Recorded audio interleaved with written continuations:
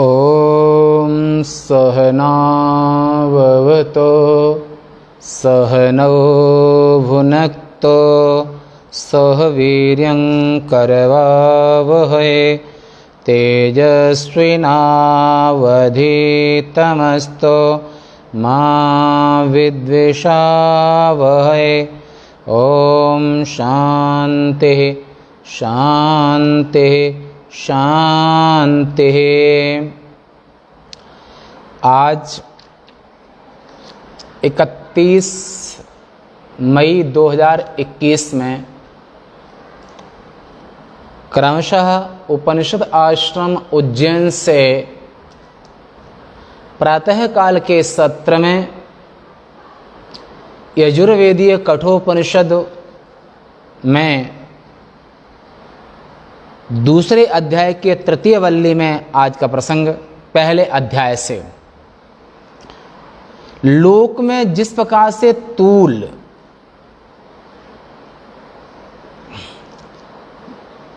तूल का अर्थ होता है कपास, जिससे कपड़े बनते हैं। कपास के पौधे का कार्य अतः तूल शब्द संपूर्ण कार्य वर्ग उपलक्षित है। कपन निर्माण में बहुत होता है, मालवा में खूब होता है, कई जगह महाराष्ट्र में कपास खूब होता है। तो कपास जिससे कि रुई माने के और कपड़े आदि सूत के सब कपास से बनते हैं। तो कपास को तूल कहते हैं और कपास मूल में है और उसके कार्य बहुत सारे, जितने व्यक्ति कपड़ा पहनते हैं और रुई आदि के जो घाव पहुंचने में भी आदि, इन सब जो कपास का प्रयोग होता है। तो जो तूल का निश्चय कर लेने से ही वृक्ष के मूल का निश्चय किया जाता है, उसी प्रकार संसार कार्य रूप वृक्ष के निश्चय से ही उसके मूल ब्रह्म का स्वरूप निर्धारण करने की इच्छा से यह छठी वल्ली आरंभ करते हैं। इस छठी वल्ली में अश्वत्थ माने पीपल, संसार रूपी अश्वत्थ वृक्ष संसार को पीपल की पेड़ का रूपक, पीपल के पेड़ को रूपक बना करके ये संसार पीपल के समान है, अश्वत्थ के समान है। इस बात को श्रुति द्वारा कहा जाता है। यमराज कहते हैं, हे नचिकेता, ऊर्ध्वमूलो वाक्शाखः एषो श्वत्थः सनातनः तदेव शुक्रं तद्ब्रह्मा तदेवामृतमुच्यते तस्मिन् लोकाः शिता सर्वे तदुनात्येति कश्चन एतद्वै तद्। श्रुति भगवती के द्वारा ये कहा जाता है कि संपूर्ण संसार जो वृक्ष है, इस संसार वृक्ष में ऊपर की ओर ब्रह्मलोक की ओर में इसका मूल है और नीचे की ओर शाखाएं हैं। ऐसा अश्वत्थ वृक्ष का रूपक लेकर के और उत्तम गहन विषय को समझाने का प्रयास किया जाता है, जिसका मूल ऊपर की ओर है, शाखाएं नीचे की ओर हैं। ऐसा यह अश्वत्थ वृक्ष सनातन, सनातन का अर्थ होता है अनादिकालीन। न आदिर यस्य विद्यते स अनादि, माने जो कभी उत्पन्न नहीं हुआ है फिर भी है। अनादा विह संसारे, ये संसार अनादि है। जो ऊपर की ओर मूल है, नीचे की ओर शाखाएं, पत्ते, डाली नीचे की ओर हैं। ऐसे सनातन का अर्थ यह अनादिकालीन, अनादि। वही विशुद्ध ज्योतिष स्वरूप है, वही ब्रह्म है, वही अमृत कहा जाता है। संपूर्ण लोक उसी में आश्रित हैं, कोई भी उसका अतिक्रमण नहीं कर सकता है, यही निश्चय ब्रह्म है, इसे ब्रह्म कहते हैं। ऊर्ध्व माने ऊपर की ओर, अर्थात वह भगवान विष्णु का जो परम पद है, जिसे वैकुंठ कहते हैं, ब्रह्मलोक कहते हैं, वही जिसका संसार का मूल है। ऐसा यह अव्यक्त स्थावर पर्यंत संसार वृक्ष ऊर्ध्व मूल है। इसका वृश्चन, वृश्चन का अर्थ है छेदन, उत्खनन, काटना, जिसका छेदन होने के कारण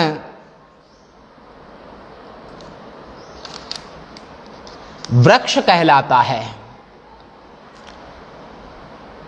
ब्रह्म साक्षात्कार होने के बाद इस संसार का बाध हो जाता है, संसार का बाध हो जाता है, यानी कि संसार का बंधन उसका हमेशा हमेशा के लिए समाप्त हो जाता है।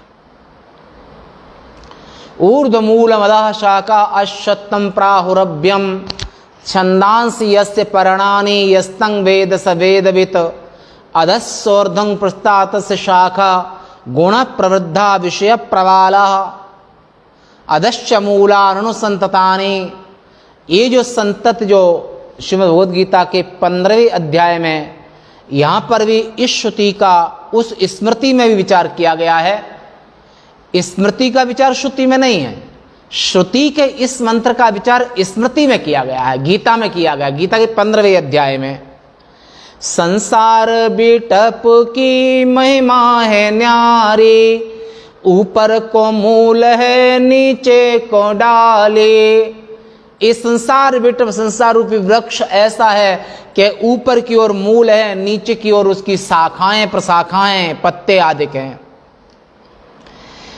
जो संसार वृक्ष जन्म जरा मन बुढ़ापा, जन्म बुढ़ापा मृत्यु शोक आदि और अनेक अनर्थों से भरा हुआ है संसार वृक्ष। ये संसार जरा मरण मोक्षाय, ये संसार जन्म जरा मरण और शोक इससे भरा हुआ है और क्षण क्षण में अन्यथा भाव को प्राप्त होने वाला, माने हर क्षण प्रध्वंसी, हर पल परिवर्तनशील संसार है। माया मृत तृष्णा के जल और गंधर्व नगर आदि के समान दृष्ट नष्ट स्वरूप होने से अंत में वृक्ष के समान अभाव रूप हो जाने के कारण संसार में अगर कोई वृक्ष बना है तो वह वृक्ष नष्ट भी होगा। फल बना है तो फल एक दिन पकेगा भी और झरेगा भी। जो फरा सो झरा, जो बरा सो बुताना। तुलसी धरा को प्रमाण यही, जो फरा सो झरा, जो बरा सो बुताना। ऐसा संसार क्षण प्रध्वंसी, हर क्षण परिवर्तनशील है और ऐसा परिवर्तन होते होते एक बार नष्ट भी हो जाता है, अभाव रूप है। और ऐसे अंत में वृक्ष के समान अभाव रूप हो जाने वाला, माने ज्ञान होने पर संसार नष्ट हो जाता है, दोबारा जन्म नहीं होता है, दोबारा संसार उसको नहीं मिलता है। न तस्य प्राणा उत्क्रामन्ते न स पुनरावर्तते न स पुनरावर्तते। ऐसा विज्ञानी ब्रह्मनिष्ठ महात्मा का दोबारा इस संसार में शरीर उसको नहीं मिलता है, जन्म नहीं होता है, संसार माया उसको बांध नहीं सकती है। केले के खंबे के समान निस्सार, केले का तना है, केले में एक एक छिलका उपाड़ते जाइए, लास्ट में कुछ भी नहीं बचेगा, मूल कुछ है ही नहीं। ऐसे ही आप संसार में कितना भी सर्च करते जाइए, पर उस सर्च करने में जीवन पर जीवन गुजर जाएंगे, पर लास्ट में संसार का चिंतन करते करते कुछ भी नहीं बचेगा। इसलिए वेद भगवान कहते हैं यजुर्वेद में कि आत्मा अरेवा दृष्टव्यो श्रोतव्यो मंतव्यो निदिध्यासितव्या। आत्मा ही दर्शन करने योग्य है, मनन करने योग्य है, सुनने योग्य है, निदिध्यासन करने योग्य है। संसार व्यवहार्य है, संसार जितना दिखाई दे रहा है वो हमेशा एक रस रहेगा संभव नहीं है, परिवर्तनशील है, निस्सार है और सैकड़ों पाखंडियों की बुद्धि के विकल्पों का आश्रय है। ये संसार और कलयुग में विशेष करके जैसे जैसे कलयुग आता जाएगा, ऐसे देहनिष्ठ, असत्यवादी, झूठे और पाखंडी लोग संसार का आश्रय लेकर के, देह निष्ठा का आश्रय लेकर के और जो दंभ भरते हुए दंभिन निज मति कल्प करे प्रकट किए बहुपंथ, ऐसे पाखंडी लोग संसार में विभिन्न मतों को आगे बढ़ाने का प्रयास करेंगे। सनातन वैदिक सिद्धांत को त्याग देंगे। दंभिन निज मति कल्प कर प्रकट किए बहुपंथ, ऐसे दंभी अपनी बुद्धि का आश्रय लेकर के और नाना मतांतर, संप्रदाय आदि की रचना करेंगे और इन्हीं सब में जीव भटकते भटकते मर जाएगा। और शुद्ध वैदिक जो हैवे मार्ग है, जो उपनिषद मार्ग है, जो आदि शंकराचार्य, जो उत्तम वैदिक परंपरा है, इस परंपरा को त्याग करके लोग नाना दंभियों के द्वारा चलाए हुए मतांतर पढ़ करके इस अमूल्य मानव जीवन को नष्ट कर देंगे। पाखंडियों की बुद्धि के विकल्पों का आश्रय है तत्व जिज्ञासुओं द्वारा जिसका तत्व इदम रूप से निर्धारित नहीं किया गया, वेदांत निर्णीत परब्रह्म ही जिसका मूल सार है, संसार का जो सार है, मूल है, आधार है, वो ब्रह्म है। दंभी लोग ऐसे ब्रह्म का त्याग करके नाना तरह के मतांतर, अभी भी लगभग सब सनातनी कहते हैं, ऐसे सनातन धर्म में लगभग 72 मत हैं, ब्रह्म कुमारी आदि, ये सब भी सनातनी कहते हैं, परंतु वो सनातन सिद्धांत को छोड़ करके कहते सनातनी हैं, पर अपना मत अलग से उन्हें प्रस्तुत कर दिया है। ऐसे 72 मत हैं जो सनातनी नहीं हैं, जो अविद्या, काम, कर्म और अव्यक्त रूप बीज से उत्पन्न होने वाला है। ज्ञान क्रिया दोनों शक्तियां जिसके स्वरूप भूत हैं, ज्ञान और क्रिया दोनों जिसके स्वरूप भूत हैं, वह अपर ब्रह्म माने हिरण्यगर्भ ब्रह्मा यानी कि ब्रह्मा जी। ज्ञान और कर्म दोनों उनके स्वरूप भूत हैं। ऐसे हिरण्यगर्भ यानी कि ब्रह्मा जी जिस संसार वृक्ष के मूल हैं, ब्रह्मा जी संपूर्ण संसार के कारण हैं, लोक पितामह, संपूर्ण ब्रह्मांड के पितामह हैं, संपूर्ण संसार के पितामह हैं वो। ऐसे ब्रह्मा जी हिरण्यगर्भ ही जिसका अंकुर हैं, संपूर्ण प्राणियों के लिंग शरीर ही जिसके स्कंध, बड़ी बड़ी शाखाएं, बड़े मूल शाखाएं, ये जो तृष्णा रूपी जल के सिंचन से बड़े हुए तेज वाले, और जो तृष्णा रूपी जल से जो शाखाएं बढ़ती हैं, बुद्धि, इंद्रिय और विषय रूपी नूतन पल्लवों के अंकुरों वाला, श्रुति, स्मृति, न्याय और ज्ञानोपदेश रूपी पत्तों वाला, श्रुति, स्मृति, न्याय और ज्ञानोपदेश रूपी पत्तों वाला, यज्ञ दान तप आदि, यज्ञ दान तपः कर्मन त्याज्यम इति मनीषी भी। बुद्धिमान और मनीषी व्यक्ति को यज्ञ दान तप इन तीन का त्याग कभी नहीं करना चाहिए। यज्ञ दान तप आदि अनेक क्रियाकलाप रूपी सुंदर फूलों वाला, ये सुंदर फूल हैं। यज्ञ दान तप ये सुंदर फूल हैं। वासना ही जल है इस पेड़ को बढ़ाने वाली, ये सुंदर फूल हैं यज्ञ दान तप। इनका निष्काम भाव से यज्ञ दान तप किए हैं तो ब्रह्म विद्या रूपी फल है, अपरोक्षानुभूति, ब्रह्म साक्षात अमृत फल है, अमृत। यज्ञ दान तप से कभी किसी का अहित नहीं हो सकता है। यज्ञ दान तप ये हमेशा मनुष्य के कल्याण कारक हैं, हमेशा अमृत प्रदान करने वाले हैं। सुख दुख वेद और वेदना रूप, वेदना माने कष्ट, सुख दुख और वेदना रूपी अनेक प्रकार के रसों से युक्त है। ये संसार वृक्ष सुख दुख पीड़ा वेदना कष्ट ये रस हैं इस संसार वृक्ष के, इन रसों से युक्त है और प्राणियों की आजीविका रूपी अनंत फलों वाला तथा फलों की तृष्णा रूपी जल के सिंचन से बढ़े हुए और सात्विक आदि भावों से मिश्रित एवं दृढ़ता पूर्वक स्थिर हुए, यानी कि सात्विक असात्विक राजस और तामस ये भाव जीव के अंदर होते हैं। और तीनों जो भाव होते हैं और तीनों भावों के अंदर उसकी भावना होती है, वो भावना जब क्रिया में परिवर्तित होती है और वैसे ही व्यक्ति कर्म करता है, जब कर्म करता है तो उस कर्म का कर्ता कहलाता है। और सात्विक ही पुण्य निष्पत्ति पापोत्पत्तिश्च राजसै तामसैर नो भयं किंतु वृथायु क्षपणं भवेत। सतोगुणी जीवन, सतोगुणी खाना, सतोगुणी क्रिया, सतोगुणी यज्ञ दान तप, इनसे पुण्य की वृद्धि होती है। रजोगुण काम क्रोध आदि से पाप की वृद्धि होती है। निद्रा आलस प्रमादोत्थम, नींद आलस प्रमाद ये आयु को नष्ट करते हैं, व्यर्थ करते हैं।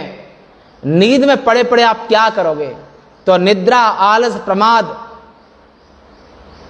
गलत सोचना, सत्य को असत्य, असत्य को सत्य, ये सब तमोगुण के कार्य हैं। ये मिश्रित फल हैं, सत रज तम ये भाव हैं जो जीव के अंदर होते हैं।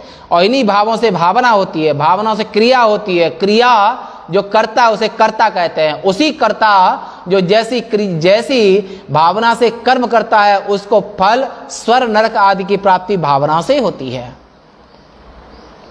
दृढ़ता पूर्वक स्थिर हुए कर्म वासना आदि रूप अवांतर मूलों वाला, कर्म वासना रूपी अवांतर, दूर से अवांतर मूलों वाला ब्रह्मा आदि पक्षियों ने जिस पर सत्यादि नामों वाले 7 लोकों रूप घोंसले बना रखे हैं, भूर भुआ स्वा महार जना तपा और सत्य। भू माने पृथ्वी लोक, भूवर माने अंतरिक्ष लोक, स्वर माने स्वर्ग लोक, और ये ऊपर के महार जना तपा सत्य, ये 7 ऊपर के लोक। ये इस संसार रूपी वृक्ष में ये 7 लोक जैसे पक्षी घोंसला बनाता है, ऐसे ही इस संसार रूपी वृक्ष पर, संसार रूपी पीपल के वृक्ष पर इस 7 लोक रूपी घोंसले हैं। पृथ्वी एक घोंसला, अंतरिक्ष एक घोंसला, स्वर्गलोक तीसरा घोंसला, महारलोक चौथा घोंसला, जनलोक 5वां, महारलोक महार जना तपा ये 6ठा घोंसला और सत्यलोक 7वां घोंसला। इस संसार रूपी वृक्ष के ऊपर ये 7 घोंसले हैं। इनमें और घोंसले में पक्षी रहते हैं और इनमें नाना तरह के ब्रह्मा आदि जीव निवास करते हैं, मनुष्य आदि जीव निवास करते हैं। ब्रह्मा आदि पक्षियों ने जिस पर सत्यादि नामों वाले 7 लोकों रूपी घोंसले बना रखे हैं, जो प्राणियों के सुख दुख जनित, प्राणियों के सुख दुख जनित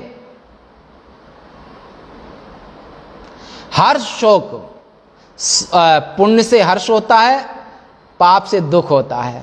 शोक हर्ष शोक से उत्पन्न हुए नृत्य गान वाद्य क्रीड़ा आस्फोटन, खम माने ठोकना, ऐसे ठोकना, खम हंसी आक्रंदन माने रोना, हंसी आक्रंदन रोदन तथा हाय हाय छोड़ छोड़ इत्यादि अनेक प्रकार के शब्दों की जो तुमुल ध्वनि है, तुमुल ध्वनि से अत्यंत गुंजायमान हो रहा है संसार रूपी वृक्ष।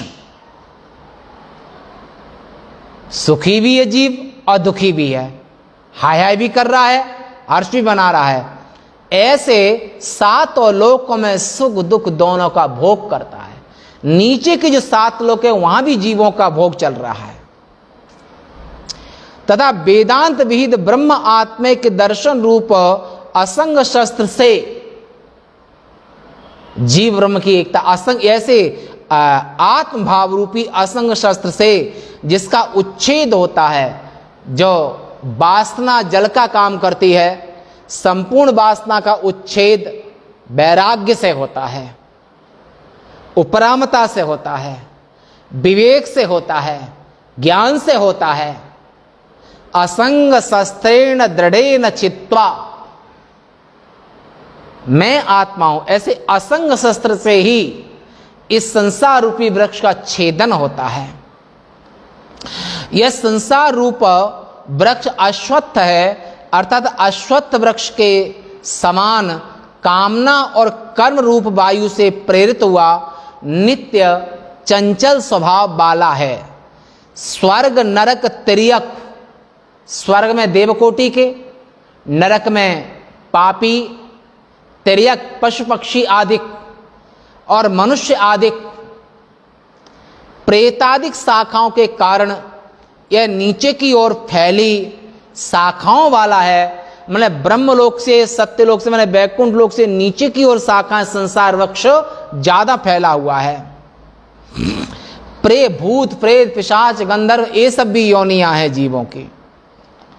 प्रेतादि शाखाओं के कारण यह नीचे की ओर फैली शाखाओं वाला है तथा सनातन यानी कि अनादि होने के कारण चिरकाल से ऐसे ही चला आ रहा है। जन्मता है, मरता है, पर संसार विटप नित्य नवामहे। इस संसार रूपी वृक्ष जब जीव जन्म लेता है तो नूतन दिखाई देता है, नूतन एहसास होता है, पर है वही पुराना। इस संसार का जो मूल है वही जो संसार, ये जो संसार का जो मूल है वो ब्रह्म है। वो मूल क्या है? शुक्र, शुभ्र, शुद्ध, ज्योतिर्मय अर्थात चैतन्य ज्योति स्वरूप है। वही सबसे महान होने के कारण ब्रह्म है। वही सत्य स्वरूप होने के कारण अमृत अर्थात अविनाशी स्वभाव वाला कहा जाता है। ऐसे आत्मा का कभी विनाश नहीं होता है और संसार कभी स्थिर ठहरता नहीं है। वो अविनाशी स्वभाव वाला चेतन आत्मा है और विकार वाणी का विलास है, केवल नाम मात्र है। अतः उस ब्रह्म से अन्य सब, ब्रह्म को छोड़ करके चेतन भिन्न अनात्म सब मिथ्या स्वप्न समान, चेतन ब्रह्म आत्मा को छोड़ करके संसार में जो कुछ भी सुख दुख स्वर्ग नरक आदि है, ये सब का सब पेड़ के अंतर्गत है, वृक्ष के अंतर्गत है, संसार के अंतर्गत है। संसार पीपल के पेड़ का एक रूपक रखा बड़े सिद्धांत को समझाने के लिए, और मिथ्या और नाशवान है संसार। उस परमार्थ सत्य ब्रह्म में उत्पत्ति स्थिति लय के समय संपूर्ण लोक, 14 भुवन, गंधर्व नगर, मरीचिका जल और माया के समान उसमें आश्रित है, चेतन के आश्रित है। पर यह संसार कभी स्थिर नहीं होता है। ये परमार्थ दर्शन हो जाने पर बाधित हो जाने वाले हैं। जिस प्रकार घट आदि कोई भी कार्य मृत्तिका आदि का अतिक्रमण नहीं कर सकते हैं। मिट्टी में चाहे जितने घटपट आदि बना दो, पर मिट्टी की सत्ता को आप नष्ट नहीं कर सकते हो। और मिट्टी को निकाल लो तो घट मठ पट आदि की, ओम पुनः सुनिए, घट मठ आदि के चाहे सकोले हो, घट हो, इनकी कोई सत्ता नहीं। मृत्तिका आदि का अतिक्रमण नहीं कर सकते हैं। उस प्रकार कोई भी विकार उस ब्रह्म का अतिक्रमण नहीं कर सकता है। निश्चय जिसका अतिक्रमण नहीं कर सकता है और जिसको धूमिल नहीं कर सकता है, जिसमें परिवर्तन नहीं कर सकता है, जिसमें कभी किसी कोई प्रभाव नहीं होता है, वो ब्रह्म है, वो आत्मा है, वो चैतन्य है। अब शंका ये होती है कि जिसके ज्ञान से अमर हो जाता है, जिस आत्मा के ज्ञान से जीव हमेशा हमेशा के लिए अमर हो जाता है, हम वो फिर कभी मरना उसको नहीं पड़ता है, ऐसा जिसके विषय में कहा जाता है वह जगत का मूलभूत ब्रह्म तो वस्तुतः है ही नहीं। यह सब तो असत से ही प्रादुर्भूत है। पूर्व पक्ष ने कहा इस संपूर्ण संसार असत से उत्पन्न हुआ है, वो ब्रह्म तो कहीं दिखाई देता ही नहीं है। तो कहते हैं कि ऐसी बात नहीं है, क्योंकि इसका उत्तर कल देंगे। आज यहीं तक। ओम।